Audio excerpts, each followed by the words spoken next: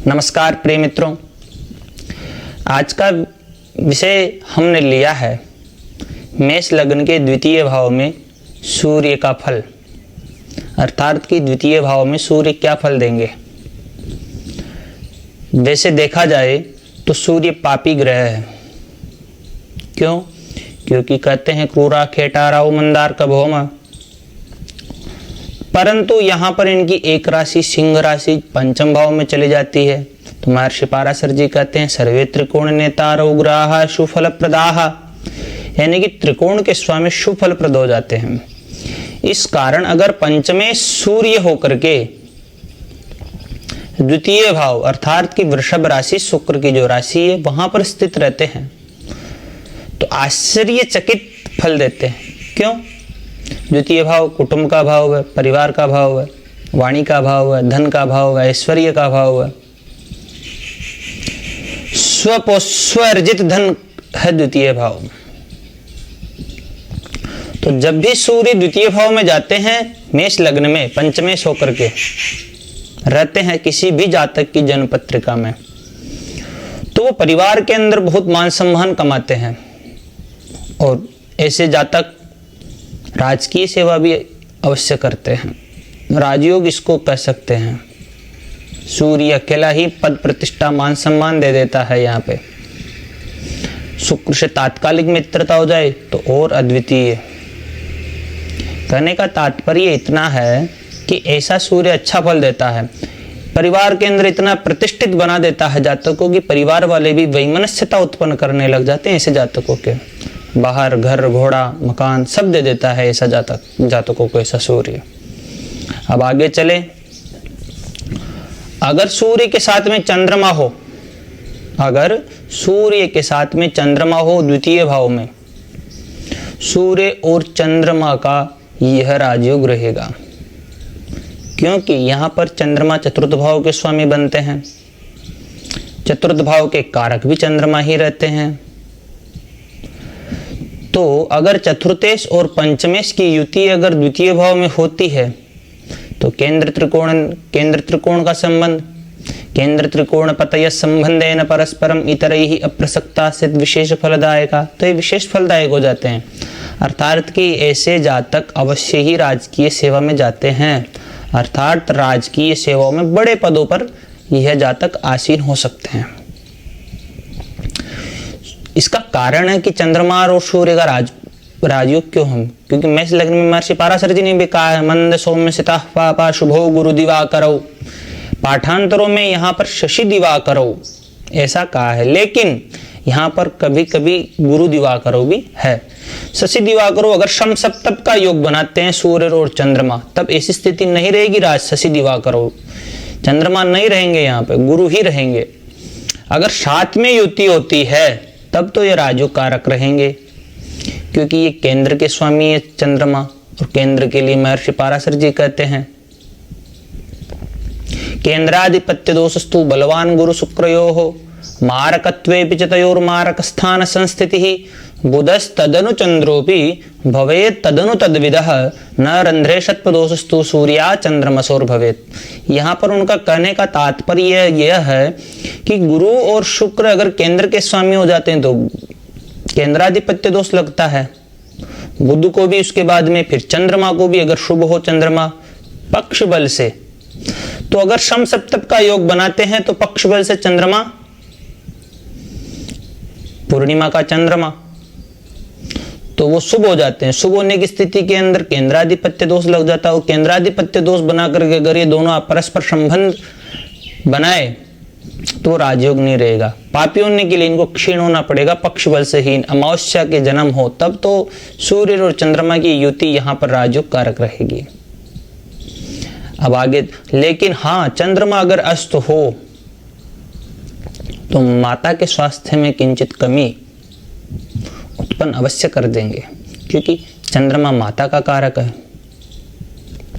अगर आगे चलें अपन तो सूर्य के साथ में अगर मंगल स्थित हो तो सर्वप्रथम हम ये देखते हैं कि मंगल अगर यहाँ पे स्थित रहेगा तो उनकी दृष्टि पंचम भाव पर रहेगी, अष्टम भाव पर रहेगी, नवम भाव पर रहेगी, क्योंकि मंगल की दृष्टि है 4-8 विशेषतः पश्यन्ति सप्तमं सर्वे शनि जीव कुजः पुनः विशेषतस्य त्रिदश त्रिकोण चतुरष्टमान 4 और 8। तो उनकी चतुर्थ दृष्टि और अष्टम दृष्टि और सप्तम दृष्टि, ये दृष्टियां रहेगी।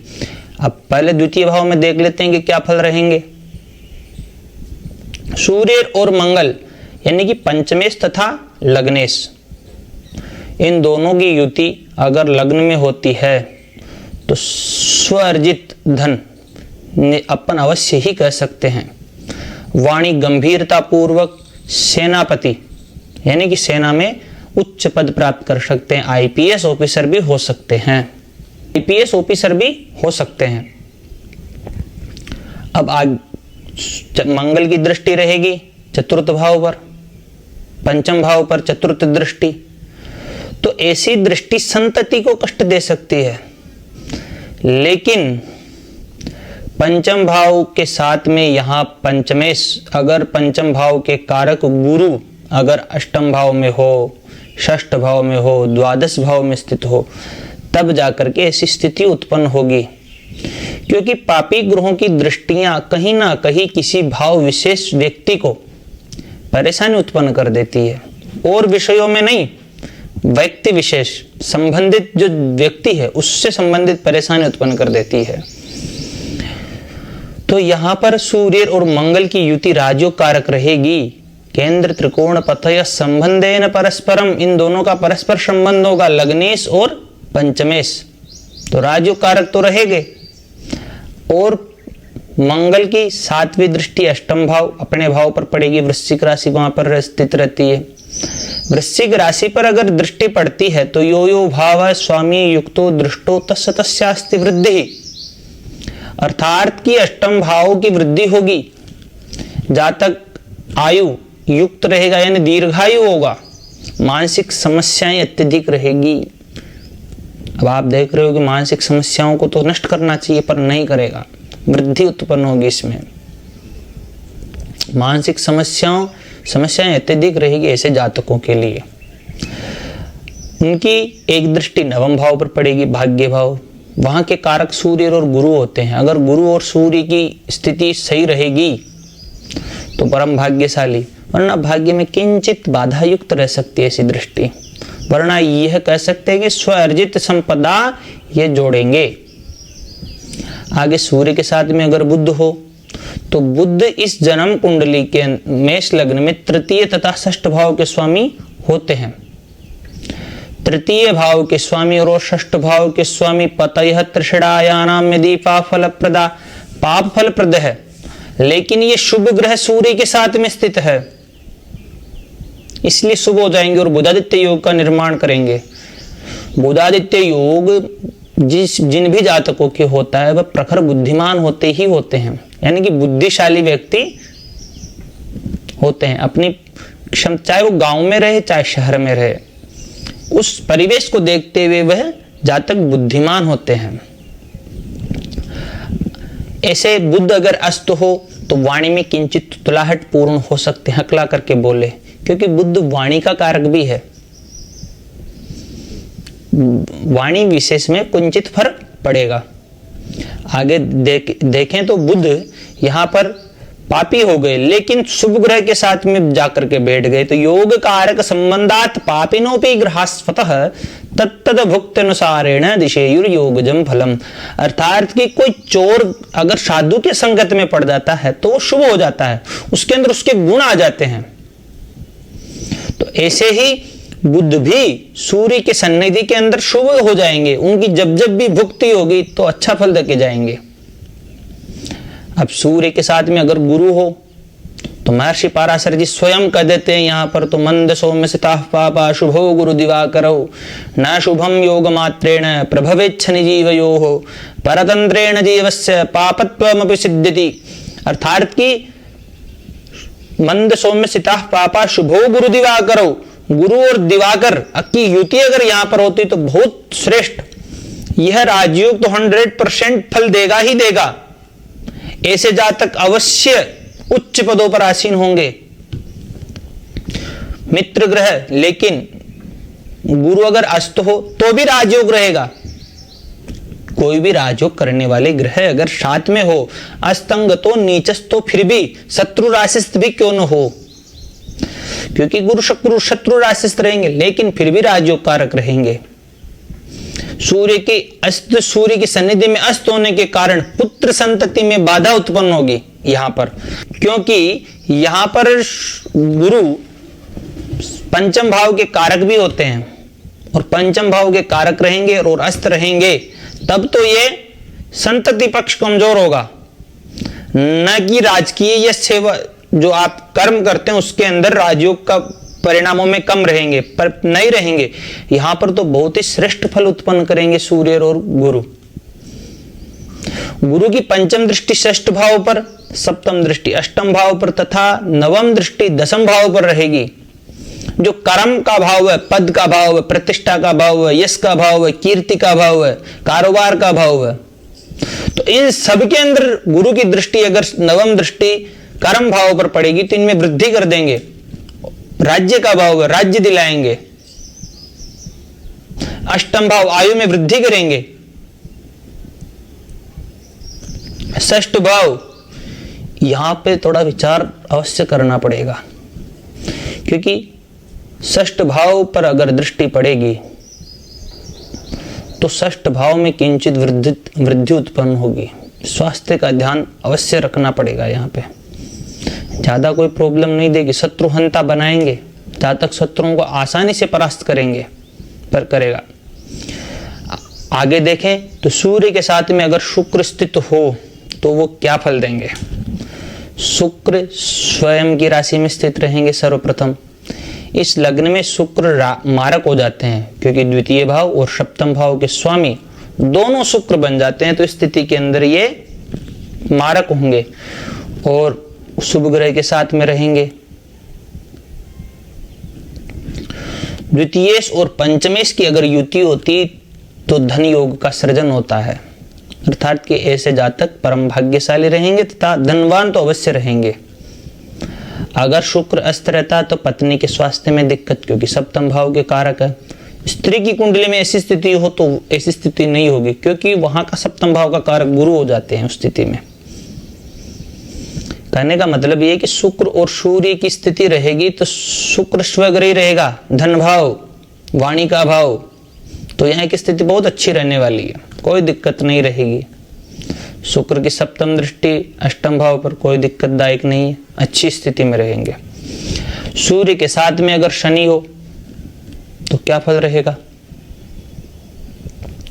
सूर्य और शनि जब भी शत्रु आपस में शत्रु और द्वितीय भाव में स्थित रहेंगे, शनि तो मित्र ग्रह में रहेगा पर सूर्य नहीं रहेंगे। यहां पर शनि लाभ भाव के स्वामी हो जाते हैं, जो पापी भाव है, अर्थात कि पापी भाव नहीं, पापी वहां का स्वामी जो ग्रह जाता है वह भाव वह ग्रह पापी हो जाता है। तो ऐसी स्थिति के अंदर सूर्य और मंगल, सूर्य और शनि अगर द्वितीय भाव में रहेंगे तो परिवार में वैमनस्यता उत्पन्न करवाएंगे। वो परिवार में वैमनस्यता उत्पन्न कराएंगे। शनि की दृष्टि तीसरी चतुर्थ भाव पर रहेगी, माता के स्वास्थ्य में किंचित परेशानियां उत्पन्न करेंगे।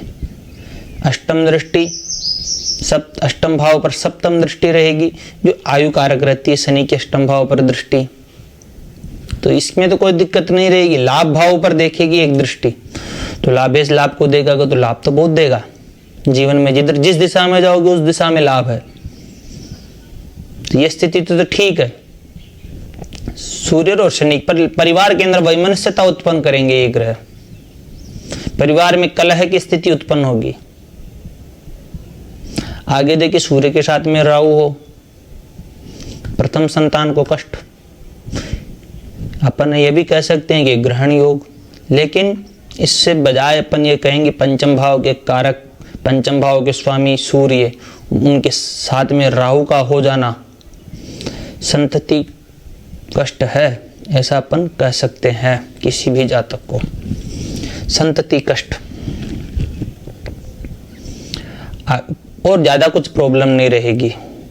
सत्य मेरा कहकर भी संबोधित किया गया है शास्त्रों में। तर्क की नेत्र में किंचित परेशानियां, अपने स्वास्थ्य में भी किंचित परेशानी है, क्योंकि लग्न का कारक भी सूर्य ही है।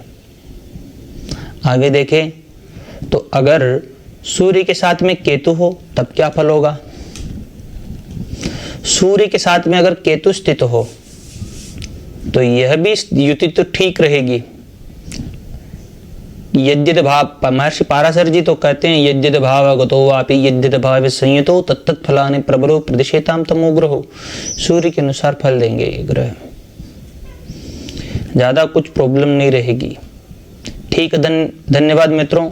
अगर आप भी हमारे YouTube चैनल पर नए हैं तो YouTube चैनल को सब्सक्राइब कर लेना। ये आपका मत है, करें नहीं करें, लेकिन एक दिन अवश्य ऐसा आएगा जब आपकी जन्म कुंडली भी कहीं ना कहीं 12 लग्नों के अंदर आ ही जाएगी। तो हो सके जब जब आपकी जन्म कुंडली आए उससे पूर्व ही आप हमारे YouTube चैनल को सब्सक्राइब अवश्य कर लीजिए। धन्यवाद।